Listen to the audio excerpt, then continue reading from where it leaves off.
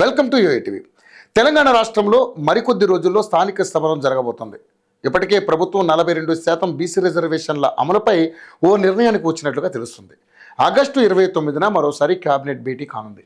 ఈ సమావేశం తర్వాత స్థానిక ఎన్నికల నోటిఫికేషన్ విడుదలయ్యే అవకాశం ఉంది. ఈ నేపథ్యంలో నీటిపారుదల సివిల్ సప్లై మంత్రి ఉత్తమ్ కుమార్ రెడ్డి స్థానిక ఎన్నికల్లో గెలిపే లక్ష్యంగా వ్యూహాత్మక అడుగులు వేస్తున్నారు. ఈ 19 నెలల కాంగ్రెస్ పాలనలో తమకిచ్చిన శాఖల్లో పనులను వేగవంతం చేశారు. ముఖ్యంగా రైతులు నష్టపోకుండా కీలక నిర్ణయాలు తీసుకున్నారు. వరి ఎగుమతిలో పురోగతి సాధించారు. గతం కంటే ఎక్కువగా ఎగుమతులను చేస్తున్నారు. కొత్త రేషన్ కార్డులు ఉన్నవారికి సన్నబియ్యం పంపిణీ, ఈ కార్యక్రమాన్ని కూడా సక్సెస్ చేశారు మంత్రి ఉత్తమ్ కుమార్ రెడ్డి.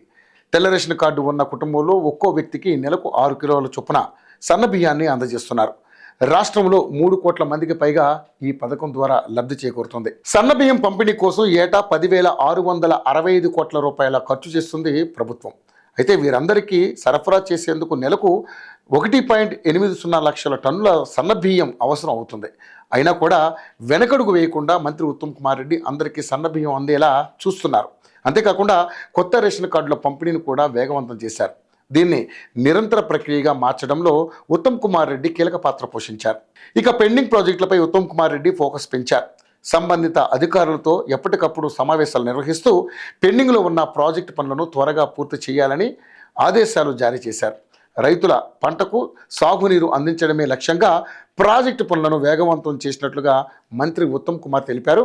ఇప్పటికే ఈ శాఖ ద్వారా తాము లబ్ధి పొందుతున్నామని ప్రజలు చెప్తున్నారు. ఇది ఎంతవరకు స్థానిక ఎన్నికలకు ఉపయోగపడుతుందనే విషయానికి వస్తే ముఖ్యంగా పల్లెల్లో సన్నబియ్యం ప్రభావం ఉంది. మొదట్లో ప్రతిపక్షాల విమర్శలకు కొంతమంది వ్యతిరేకించినా తర్వాత ప్రభుత్వంపై మంచి అభిప్రాయం ఏర్పడింది. కొత్త రేషన్ కార్డులు పంపిణీ కూడా స్థానిక ఎన్నికలకు ఉపయోగపడే అవకాశం ఉంది. ఇప్పటి వరకు రేషన్ కార్డులు రాని వారు కాంగ్రెస్ ప్రభుత్వంలో రేషన్ కార్డులను తీసుకుంటున్నారు. కాబట్టి వాళ్ళంతా కూడా స్థానిక ఎన్నికల్లో ఈ పార్టీకి ఓటు వేసే ఛాన్స్ ఉంది. మొత్తంగా చూసుకుంటే ఉత్తమ్ కుమార్ రెడ్డి తన డైరెక్షన్లో తమ శాఖ ద్వారా ప్రజలను తమ వైపుకు తిప్పుకోవడంలో సక్సెస్ అయ్యారు. రైతులు రేషన్ కార్డుల లబ్ధిదారుల ఓట్లను కూడగట్టడంతో విజయవంతం అయ్యారని కూడా చెప్పడంలో ఎలాంటి సందేహం లేదు.